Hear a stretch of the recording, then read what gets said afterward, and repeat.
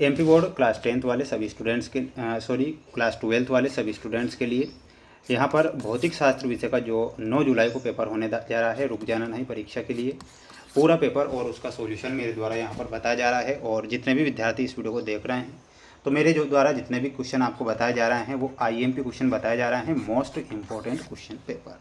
ठीक है, किसी प्रकार से आप सभी स्टूडेंट्स से मेरा कहना है कि रियल या वायरल पेपर के चक्कर में ना रहें, जितना ज़्यादा हो सके मोस्ट इम्पोर्टेंट क्वेश्चन ही पढ़ें, क्योंकि आप जानते हैं कि रियल या वायरल पेपर नहीं होते हैं। तो आप सभी बच्चों को ये गलती नहीं करना है और अच्छे से प्रयास मेहनत करके जाना है, जिससे कि एग्ज़ाम में आप पास हो सकें और बिल्कुल अपनी तैयारी को जारी रख सकें। क्वेश्चन आ चुके हैं, जैसे कि आप देख सकते हैं। प्रत्येक प्रश्न में दिए गए विकल्पों में से हमें सही विकल्प चुनकर लिखना है। पहला क्वेश्चन मोस्ट और इम्पोर्टेंट क्वेश्चन है। किसी पदार्थ का प्रति एकांक आयतन विद्युत द्विध्रुव आघूर्ण कहलाता है, तो वो क्या कहलाता है? ध्रुवण कहलाता है। यहाँ पर आंसर आपका क्या हो जाएगा? ध्रुवण।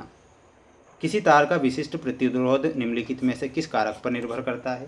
तो इसमें आपका आंसर क्या हो जाएगा? तो यहाँ पर आपको ध्यान रखना है, तार के पदार्थ पर वो निर्भर करता है, तो यहाँ पर आपका तार का पदार्थ सही होगा।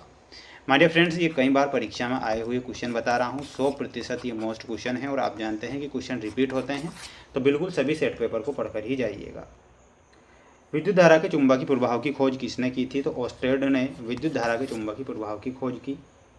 गोलीय दर्पण की वक्रता त्रिज्या r तथा फोकस दूरी f में क्या संबंध होगा? तो r बराबर 2f संबंध होगा। अब हम बढ़ेंगे हमारे अगले क्वेश्चन की ओर। 31H व 32He परमाणु में से किस संकल्पना के उदाहरण हैं? तो प्यारे विद्यार्थियों, ये समभारिक संकल्पना के उदाहरण हैं, तो यहाँ पर आपका समभारिक सही है। पीएन संधि डायोड की अवक्षय परत में होते हैं, तो इसमें आपको निश्चल आयन करेक्ट आंसर के रूप में लिखना है। निश्चल ion will be correct answer, ये आप करेक्ट करेंगे। सभी स्टूडेंट्स वीडियो को लाइक कर चैनल को सब्सक्राइब जरूर करके रखें और इन मोस्ट क्वेश्चन को जरूर पढ़ के जाइएगा ना। गलती नहीं करना है कि भाई हमें रियल पेपर मिल जाएंगे, तो ये गलती आप ना करें। विद्युत क्षेत्र की दिशा में चलने पर विभव जो होता है वो क्या होता है? घटता है, तो यहाँ पर आंसर हो जाएगा घटता है। जिन पदार्थों की चुंबकीय प्रवृत्ति ऋणात्मक होती है उन्हें पदार्थ कहते हैं, तो उन्हें प्रतिचुंबकीय पदार्थ के नाम से जाना जाएगा, तो यहाँ पर आपका आंसर क्या हो जाएगा? प्रतिचुंबकीय पदार्थ। परिवर्तनशील विद्युत क्षेत्र धारा उत्पन्न करता है, तो ये किस प्रकार की धारा उत्पन्न करेगा? तो यहाँ पर आपका आंसर क्या हो जाएगा? विस्थापन धारा। विस्थापन। परावर्ती दूरदर्शक में के रूप में अवतल दर्पण का उपयोग किया जाता है, तो वो किया जाता है अभिदृश्यक के रूप में, तो यहाँ पर आंसर क्या हो जाएगा आपका? अभिदृश्यक। ठीक है, ये लिखना है।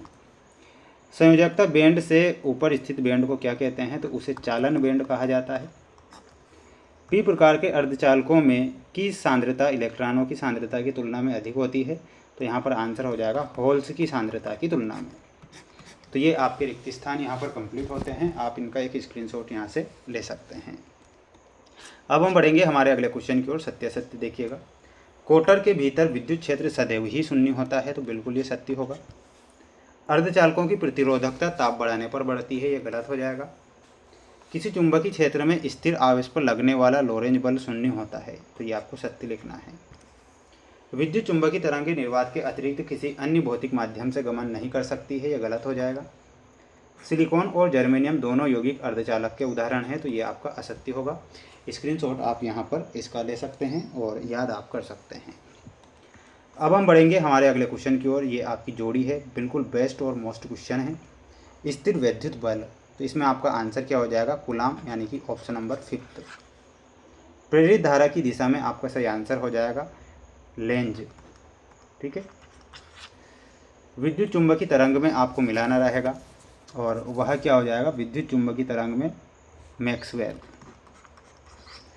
व्यतिकरण का द्विलिष्ट प्रयोग में आपको मिलाना रहेगा और वो क्या हो जाएगा? देखिएगा, इसका आंसर बताऊंगा, पहले देख लीजिए। द्रव्य की द्वैत प्रकृति, तो द्रव्य की जो द्वैत प्रकृति है इसमें डी ब्रागली समीकरण।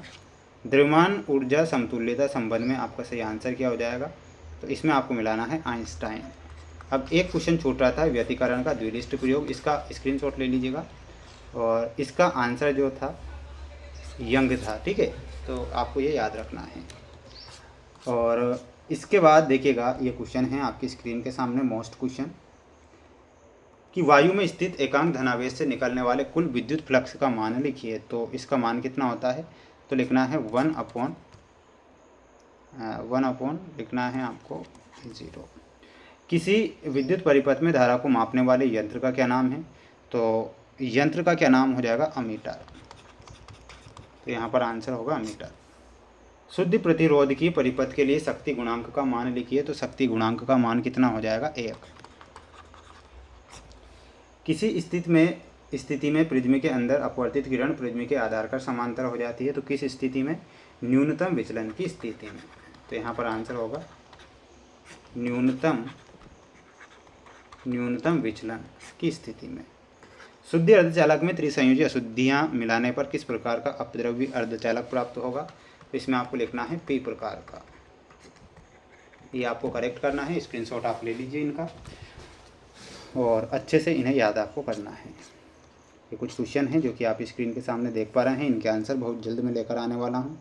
तो सभी स्टूडेंट्स वीडियो को लाइक कर चैनल को सब्सक्राइब जरूर करें। जय हिंद।